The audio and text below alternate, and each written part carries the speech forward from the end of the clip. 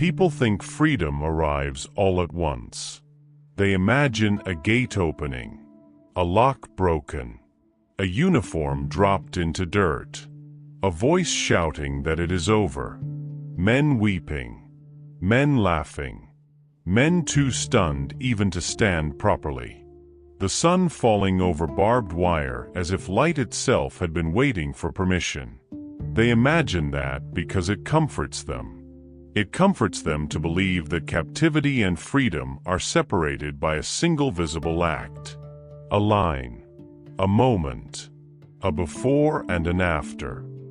I used to let people believe that. It made conversation shorter. Yes, I was liberated. Yes, I survived. Yes, I came home. All true. None of it was the whole truth. Because some prisons do not end at the fence. Some prisons move inward, into habit, into appetite, into sleep, into the way a man sits in a room, the way he stores bread, the way he flinches when someone closes a door from the outside. Some prisons become a second nervous system. That was what happened to me. I came out of the camp thin enough to shock decent people into silence. My body was free before my mind understood the paperwork. The guards were gone. The wire still stood. The towers still stood. The barracks still held the smell of too many men and too little food and the obscene fact that human beings can get used to nearly anything if not getting used to it means dying first. I walked out. That much is true. But I never fully believed in free air again. Not the way ordinary people do.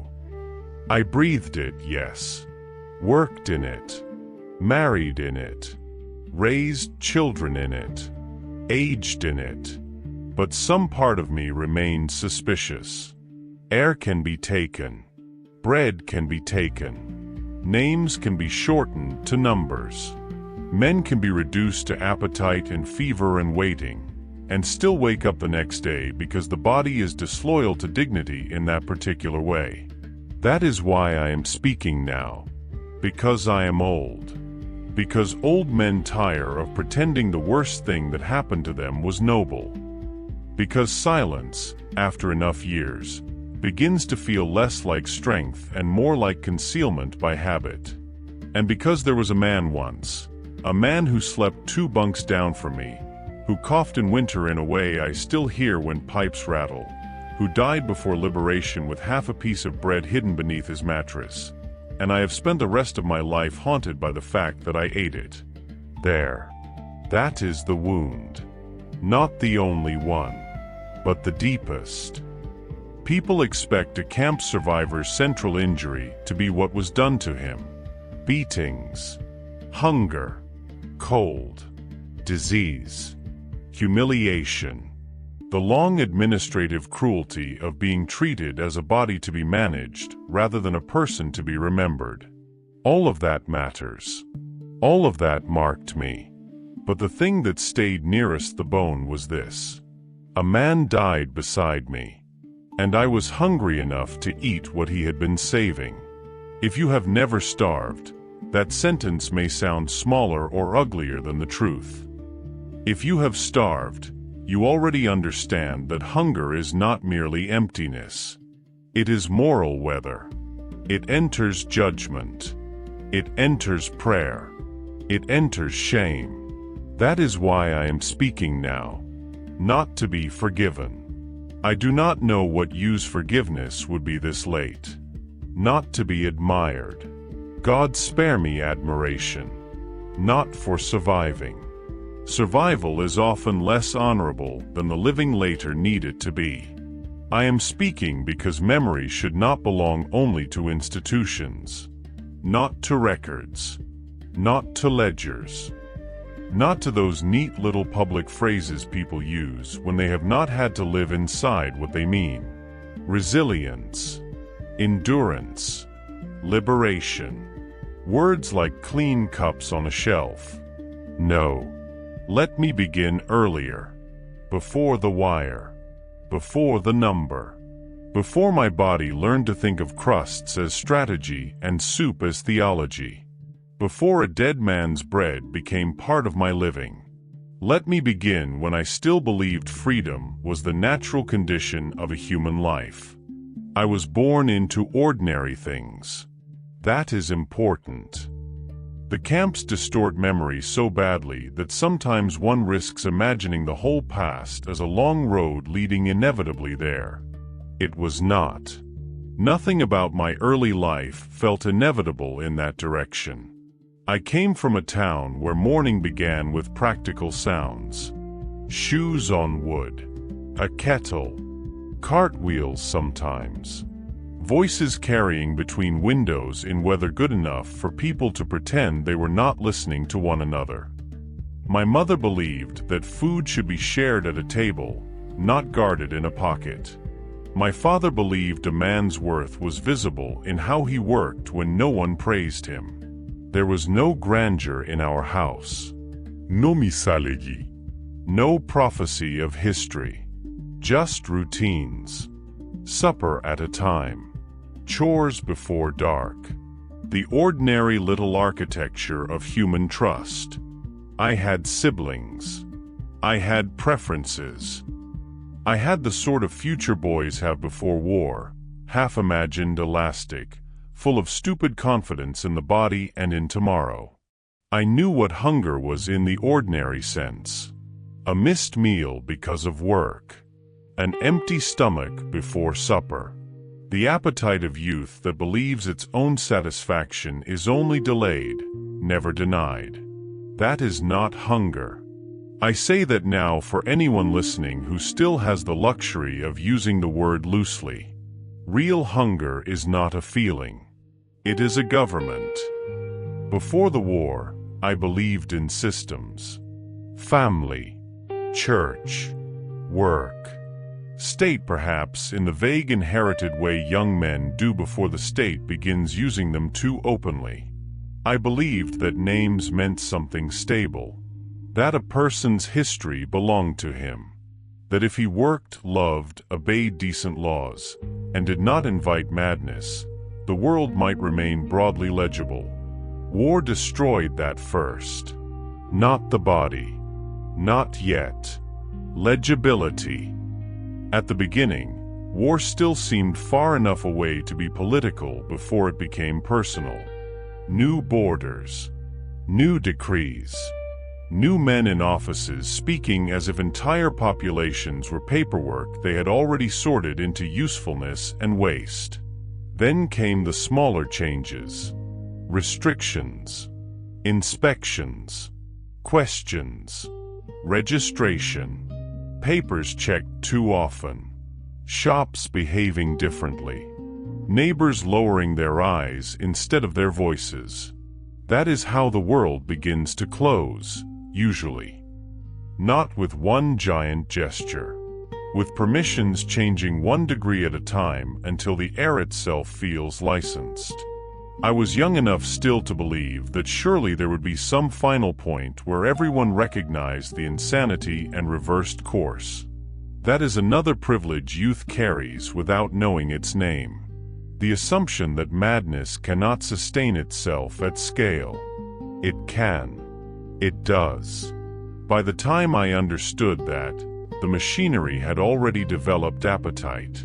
The arrest was not dramatic. I think that should be said. Many lives are destroyed without any cinematic courtesy. A list. A door. Instructions. Time not given enough room to become objection. I remember my mother's hands first. Not her face. Her hands. Because she reached automatically to straighten my collar even then, as if neatness still had authority. I remember my father standing very still in the way men do when movement has become the only form of dignity they still control. I remember trying to sound calm for them. That old instinct. To protect others with tone when you cannot protect them with reality. We tell ourselves many noble lies in moments like that. This won't be long. There must be some mistake. They only want statements. I'll come back before night. I said some version of those things. I had no business saying them. But what is a son to do? Tell the truth? I have no idea where they're taking me. The state has become an appetite, and I suspect this is only the beginning? No. We lie because kindness and denial are often cousins under pressure. Transport came after. Then processing. Then the first lesson of captivity. Everything personal must be made impersonal fast enough that the machine does not jam. Name. Strip. Number. Wait. Move. Stand. Hold out your hands. Keep your head up. Lower your eyes. Do not speak. Speak only when asked. Answer clearly. Not that clearly. Again. Wait. Every system of imprisonment begins by breaking the natural rhythm between body and self. You are made to move when told, stand when told, eat when told, relieve yourself when told, sleep when possible rather than when tired. Soon the body stops consulting identity. It consults command, fear, and opportunity. That is how they begin winning. Not by killing you first. By rescheduling your humanity. The camp itself, when I first arrived, did not strike me as one thing. It was many. Wire, mud, timber, smell, noise, absence, surplus, space organized around degradation. Men reduced and men not yet reduced enough to understand they would be. There is no one proper first reaction. Some men cried. Some stared. Some became feverishly obedient. Some had already begun the internal withdrawal that later lets people say, he was gone before he died. I was afraid, yes. But more than fear, I remember bewilderment. Not at cruelty itself. History contains enough of that. At scale, at administration, at the fact that suffering could be arranged with such method and still somehow continue demanding volunteers of the living. The first nights were the hardest in one way and the easiest in another. Hardest because the body had not yet learned the grammar of captivity. Easiest because the imagination still fought back. You think, this cannot become ordinary. It can. That is the camp's great obscenity. Almost anything can become ordinary if pain and repetition marry long enough. We slept in crowded air. Shared heat badly. Listened to coughs, teeth chattering, whispers, prayer, quiet weeping, men turning in sleep as if their bones belonged to somebody older and meaner than themselves. The hunger began as complaint. Then became condition. Then became atmosphere. There are stages. At first you miss food. Then you think about food. Then you talk about food. Then you stop talking because language is wasteful and the imagination it feeds becomes more painful than silence. Then food ceases to be meal and becomes unit. Crust. Scrap. Sip. Ladle, portion, ration. You begin to look at other men's hands, pockets, bowls. Expressions when distribution comes. Expressions when it ends. In peace, appetite is private and largely harmless. In captivity, appetite becomes political, spiritual, humiliating. I met Aaron Weiss in the 3rd week, or perhaps the 4th. Camp time is not civic time. It rots dates first. Aaron was older than me by 10 years or so, though in the camp years became difficult to estimate because everyone was aging at bad speed. He had once been a schoolteacher. I know that because he said once in a particular tone people use when profession still feels like evidence they existed before the system that is now eating them. He wore intelligence poorly there, which is to say visibly. Not arrogance. Structure. He still spoke in complete thoughts longer than was practical. Still corrected himself mid-sentence when searching for the more accurate word, though accuracy had little market value in our new world unless it concerned calories or punishment. His bunk was 2 down from mine. Near enough that I learned his cough before I learned his full face. A dry winter cough, persistent, humiliating, often hidden in cloth too late to matter. He had a wife once. A daughter too. A daughter who liked apricot jam. I know this because starvation does strange things to men's conversations. It strips away ambition and leaves behind food and family and the memory of texture. We did not become friends in the civilian sense. The camp damaged the pace and shape of intimacy, but we belonged to each other's weather. We stood in the same lines, worked under the same orders, learned to read each other's strength by posture alone, shared, when possible, what little information drifted through the barracks like contraband hope. Aaron believed in not surrendering grammar. That sounds absurd, I know. And yet I think now it may have saved him spiritually longer than food saved him physically. He said once, when I answered a question with a grunt because speech felt extravagant, "They take enough. Do not give them the sentence too." I almost laughed. Almost. He was like that. Even starving, he still defended invisible things. Syntax. Memory. Manners, when possible. The distinction between a man and an appetite. I admired him for that. And resented him too. The camps reorganize admiration and resentment into neighbors. You admire what looks morally intact because it reminds you what a human being should be. You resent it because your own intactness is being bought at a higher price every day. There were others. Men whose names I lost, but whose habits remain. One who hid potato peelings in his boot. Another who recited train timetables from memory, as if scheduling still existed somewhere outside the wire and would restore him if he kept enough of it alive in his head. A man who said almost nothing for months until fever took him, at which point he spoke constantly to a mother no one in the room had ever met. This is how camp memory works. Not in official categories. In fragments of damaged humanity still trying to remain specific. The brutality of the camp was not simply violence. Violence is too narrow a word. It was reduction. Reducing appetite to measurement. Reducing identity to function. Reducing decision to survival instinct. Reducing time to waiting and weather and counting toward nothing visible. Cold mattered. Disease mattered. Exhaustion mattered. Humiliation mattered.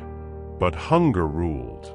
The body under hunger becomes strategic in ways the fed cannot imagine without condescension. You watch crumbs fall. You notice who licks the bowl and who performs dignity one day longer than wisdom permits. You begin storing without calling it that. A scrap. A crust. A fragment. Not greed. Insurance. That is where shame begins. Not in stealing at first. In planning. The day you stop assuming there will be enough tomorrow, you start bargaining with a version of yourself you once respected. Some men lose that argument quickly. Some slowly. Some never admit they lost it at all. I did not steal much. That is the kind of sentence survivors say, hoping it sounds like a moral distinction. It is not. Under those conditions, much is vanity. I stole thoughts first. Then opportunities. then space in line. Then once or twice a scrap I could later defend to myself as unattended. The camp did not transform me into a monster. That is too easy. It did something subtler and therefore more enduring. It taught me that under sustained hunger, the soul begins negotiating terms with the body that would once have disgusted it. That knowledge did not leave with liberation. It moved in. Aaron grew weaker before I did. Perhaps because he was older. Perhaps because the cough had already started building its own private argument inside his chest. Perhaps because the body simply chooses some men sooner than others and never explains itself well. He tried to remain himself. That, too, made it harder to watch. He still thanked people for useless mercies. Still spoke of his daughter in the present tense longer than logic justified. Still corrected small errors in language in a whisper after lights out, as though civilization might one day return, and ask whether anyone had bothered to keep its shape alive. He had begun hiding part of his ration. I knew that. We all did. Not because he was obvious, but because in camps nothing involving food remains private for long. He tucked away a little bit of bread under the mattress board. A half portion, then less than half, then whatever fragment the day permitted him to imagine he was preserving for later. People do this in camps for many reasons. For night. For morning. For control. For the illusion that tomorrow has already agreed to negotiate. I think Aaron did it partly for hope. He could delay consumption and therefore delay complete surrender to the daily economy of scarcity. I did not judge him for it. I noticed it. That is different. The winter deepened. Or maybe my body simply learned to experience every season as winter. Cold in camps does not merely chill. It edits. It reduces movement, thought, speech, the range of what the body believes possible. Aaron's cough worsened. There are sounds the old carry inside them that the young think are just sounds. Pipe clatter. Dry hacking in another room. The hollow rasp of a man trying not to wake others. Those are sounds I still sort automatically, as if some part of me remains on that bunk waiting to know whether the next cough means morning trouble or night death. I began helping him where I could. Not heroically. Let us be careful with that word. I steadied him once in line. Gave him part of my soup one evening when I had managed extra elsewhere. Adjusted his blanket. Sat near him in the infirmary once when men were being moved through like damaged inventory. Such things matter. And do not. That is another hard truth. Kindness in camps is sacred. It is also rarely enough. The system counts on sacred insufficiencies. Aaron knew he was dying before I admitted it. I know that now. Back then, I called it a bad stretch. Or if he can hold till warmer weather. Or any of the phrases men invent when the truth would require them to begin grieving before the body is finished. One night, he asked me something so simple I nearly hated him for it. If I do not make it out, he said, do you think my daughter will remember my voice? I said yes. At once. Too fast. He looked at me with the kind of tired intelligence I had come to fear in him. She is 7, he said. I wanted to lie harder. Wanted to give him certainty large enough to live in. Instead I said, if she doesn't, she'll remember the way she felt near it. He closed his eyes. That's a teacher's answer, he said. I asked if it was a good one. It's an honest one, he said. That's usually worse. He smiled after saying it, or tried to. That was Aaron. Still making distinctions where the camp wanted only sameness. A few days later, he stopped standing properly. Not at once. Gradually.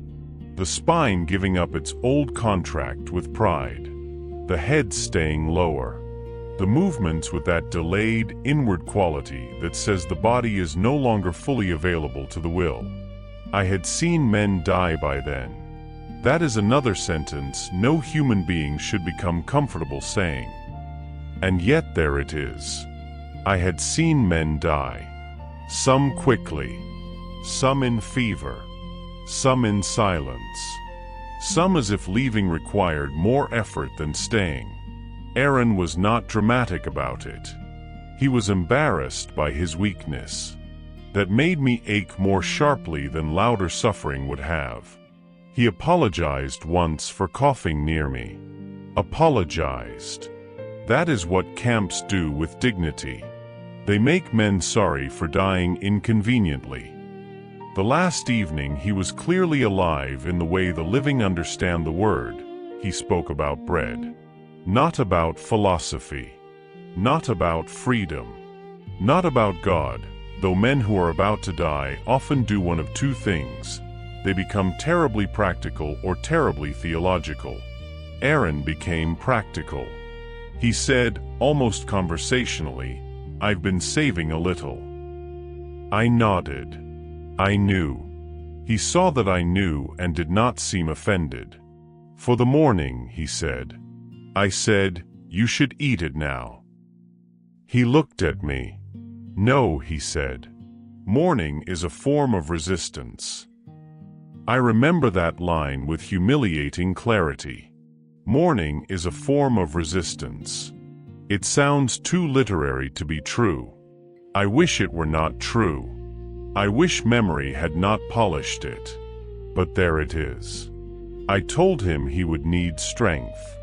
He said, "Then let me need it in the morning." That was the last argument I ever lost to him. He died in the night. Not loudly. Not cleanly either. There is no clean death in a camp. Only degrees of noise and witness. I woke because the cough had stopped. That is what did it. Not sound. Its absence. People think silence brings peace. Not if you have spent enough nights mapping survival through another man's struggle to breathe. I looked over in the dark gray half-light before dawn and knew. You can tell. Sometimes before touch. Before official notice. Before procedure. The living occupy space differently, even at rest. The dead become solved in a way the body recognizes with immediate revulsion. I sat there for a long moment. Maybe longer. I do not know. And then I looked toward the mattress board. Toward the little place where he kept the bread. This is the part where listeners want me to become grandly moral or fully monstrous. To say I turned away nobly, or that I lunged like an animal and became the camp's perfect student. The truth is smaller and worse. I hesitated. That is what damnation often looks like in human time. Not an act. A hesitation full of knowledge. I knew what it was. Knew what he had meant it for. Knew he had been saving mourning as a form of resistance. Knew morning had come and he had not. I was hungry. No. That is too mild. I was camp hungry. The kind of hunger that makes thoughts smell edible. The kind that turns a crust into philosophy. The kind that has been educating the body for months that anything not eaten may as well be placed directly into death's account. I looked at him. Then at the bread. Then at him again. I told myself things. He won't need it. If you don't take it, someone else will. You need strength. You may die too. He would understand. He wanted mourning, not waste.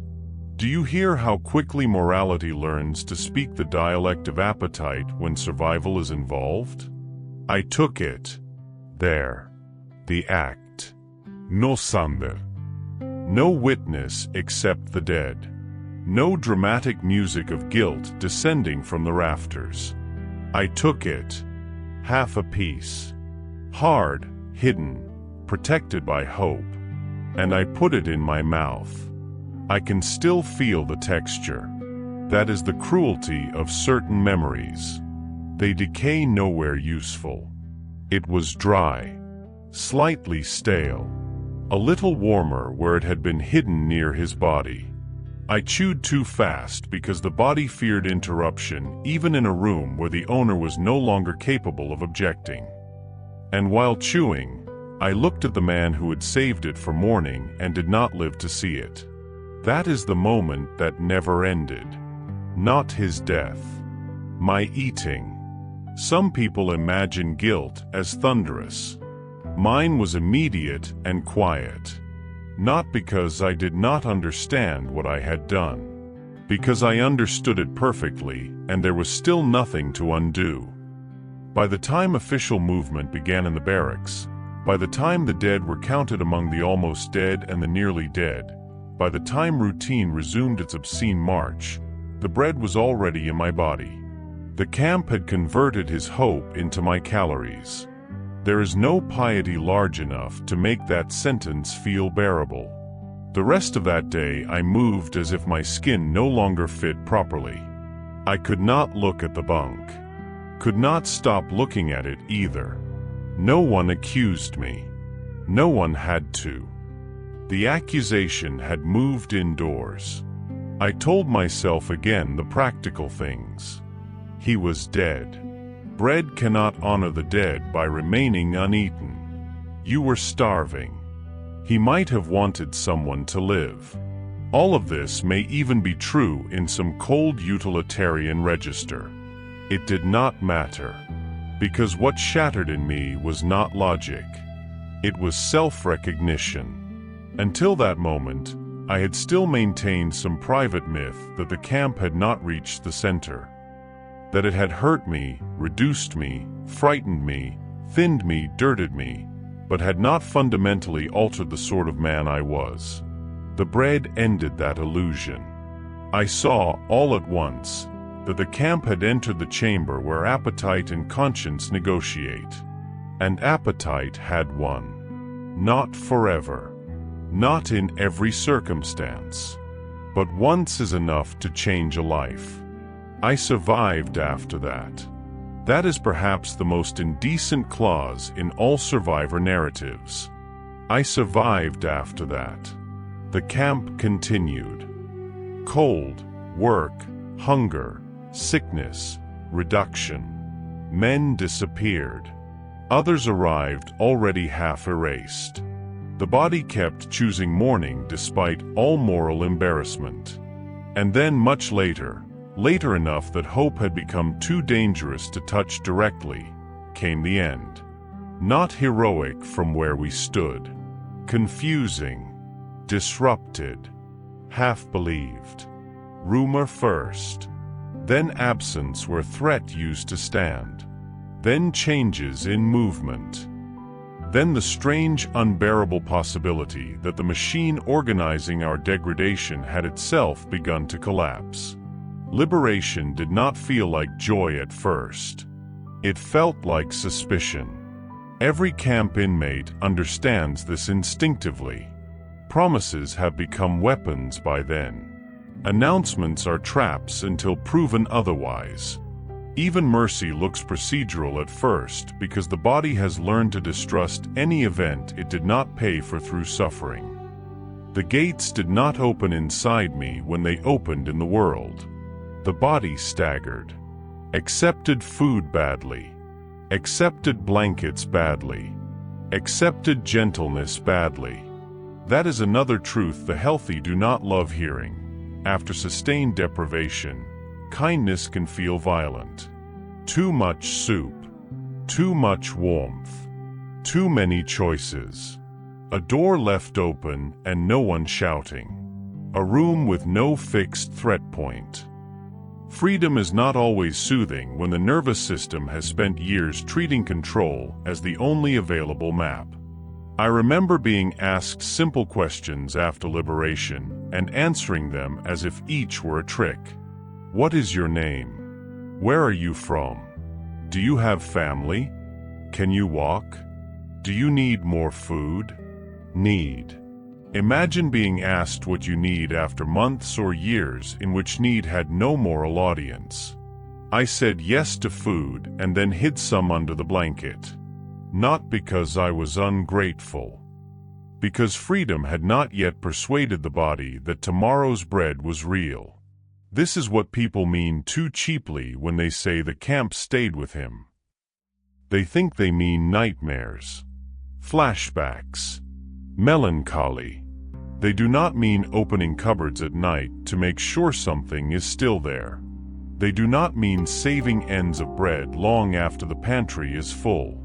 They do not mean eating too quickly at family tables and only years later learning how slow people who trust abundance can chew. I came home. Yes. There is a family version of this story and a bodily version. The family version is easier to tell. A train. A station. Faces older than memory had allowed. My mother smaller. My father's shoulders less theoretical to me than before. A sister married. A brother grown into somebody I would have mocked lovingly had life remained ordinary. We cried. Or some of us did. Some stood too still. The body does not always weep in the presence of miracles if it no longer trusts them. They fed me gently. Watched me the way people watch a man return from weather that might still be attached to him. Asked careful questions. Avoided others. The bodily version is harder. Home felt dangerous in its generosity. A bed too soft. Food too near. Silence too voluntary. Doors that closed without locking me in and yet still altered the air in my lungs. A room of my own that felt, some nights, like luxury and other nights like a test. I slept badly. Of course I did. That sentence is too small, but it will serve. I slept badly. Some nights I was back there. Not always in full dream. Sometimes in body only, waking at the wrong hour, already counting rations, already listening for coughs, already knowing exactly where the bread would be hidden if there were any to hide. And then the worst dreams. Not beatings. Not guards. Not the abstractions people expect. Aaron. The bunk. The bread in my hand. The chewing. Over and over. That is the dream. Not his death. My choice. I married years later. A good woman. Too patient for me, which is one of the ways love often reveals itself when the beloved is damaged. I told her pieces. Never all at once. Never in proper order. Trauma does not respect chronology enough to be narrated cleanly over one evening. She learned the symptoms first. That I disliked locked doors. That I could not sleep if there was no visible food in the house. That I saved things absurdly. Scraps. String. Buttons. Old receipts. Dry crusts once, until she found them and asked no questions because the answer would already have been more than sufficient. She learned that hunger made me not angry exactly, but old. A man missing one meal should not become afraid in the eyes. And yet I did. We had children. That frightened me in ways war had not. Not because I did not want them. Because they would trust me completely. And what if the camp had changed the deepest part of me more than fatherhood could afford? I was gentle with them. Very gentle. Sometimes too gentle, out of guilt. I could not bear waste around food. Could not bear leaving a table angry. Could not bear hearing a child say I'm starving when he meant inconvenience. Once, my son pushed away a heel of bread, pouting over supper. I struck the table so hard the plates jumped. Not him. The table.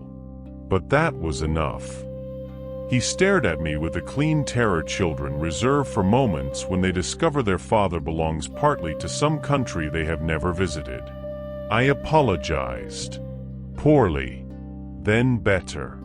Then years later, best of all. That is what family becomes after trauma, a series of delayed betterings. I worked, held jobs, paid bills, aged, did all the ordinary things people point to when they want to prove that a man moved on. I hate that phrase.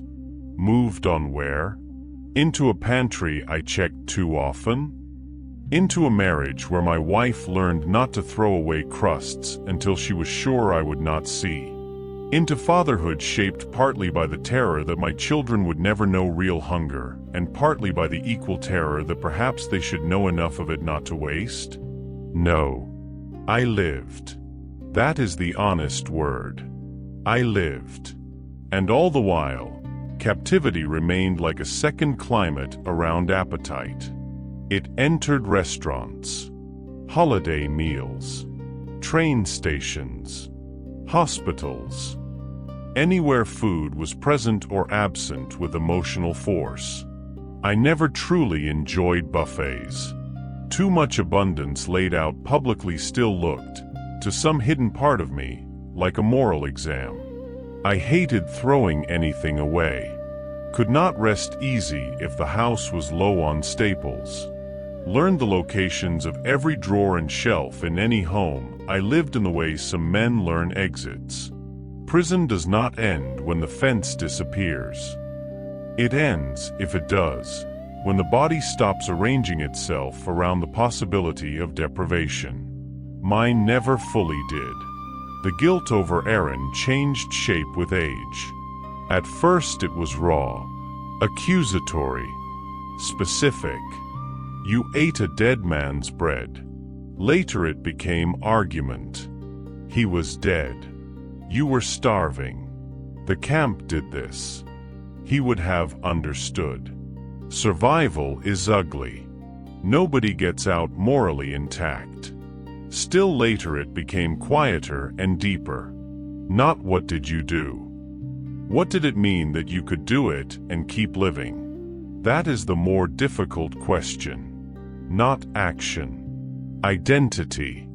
For years I feared the bread had revealed my true self.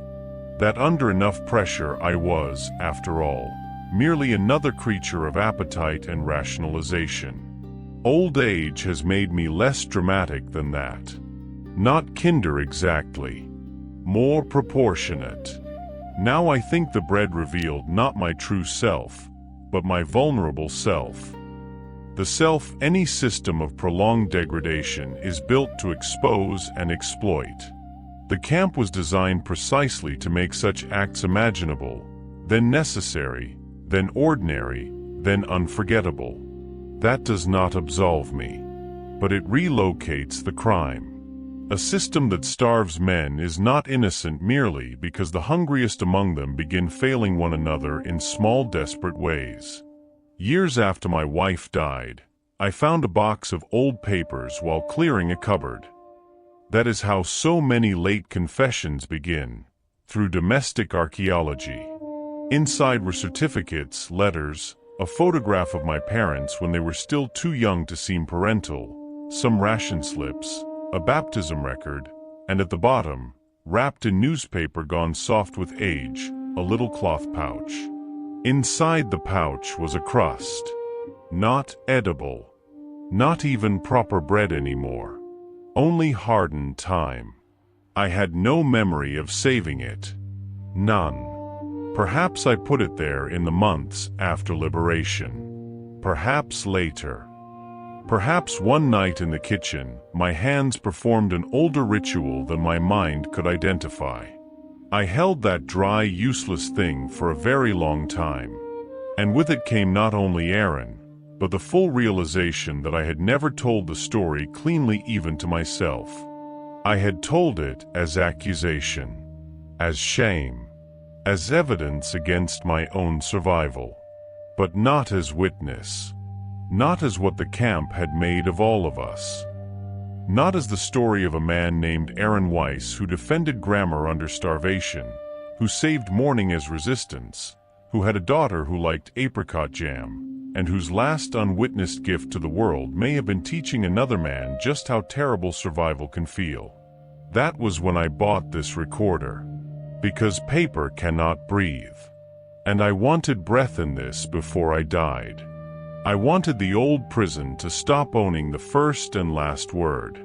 So let me say it now. Aaron Weiss. You were here.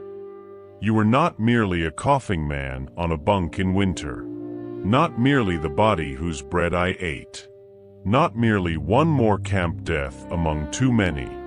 You were a teacher, a father, a husband, a man who refused to surrender the sentence.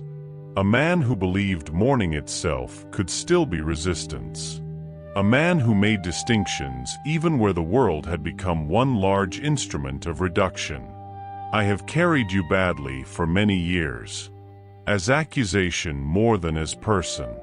As my shame more than as your life. I am trying to correct that now. Late, yes. But late is not never. If you are listening to this and you have never starved, be grateful in a serious way. Not performatively. Not as etiquette. Be grateful that appetite has never had the chance to bargain directly with your conscience. Be careful when judging those who made themselves unrecognizable in order to remain alive long enough to regret it. And if you are listening to this because you have loved someone who came back from captivity, understand something simple and difficult. Freedom does not arrive only by law or by the opening of gates. It must also convince the body. Some bodies remain unconvinced for life. Do not mistake hoarding for stinginess. Do not mistake eating fast for bad manners. Do not mistake the need to know where food is for superstition. And do not mistake silence around certain memories for emptiness. Some silences are crowded with bread. I was one of those men. I survived the camp. I built a life.